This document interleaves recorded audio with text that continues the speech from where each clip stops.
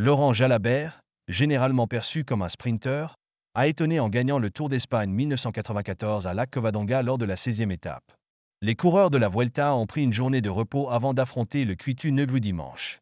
Ce mardi, ils seront sur le col des Lacs Covadonga, un parcours de 12,5 km à 6,9% de pente, avec des sections à 16%.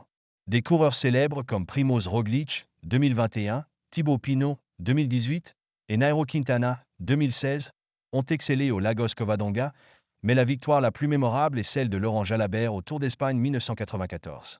Le coureur de la Once, d'abord considéré comme sprinté, a surpris en remportant la Vuelta contre des grimpeurs comme Tony Rominger et Roberto Torres, puis a dominé la compétition en montagne l'année suivante. Conséquence de la chute à Armentières.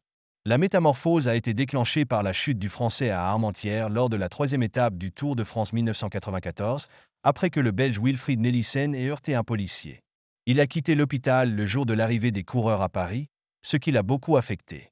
À 24 ans, il hésite à continuer à sprinter. En reprenant le vélo, il constate qu'il freine lors des sprints, ce qui l'amène à se réinventer.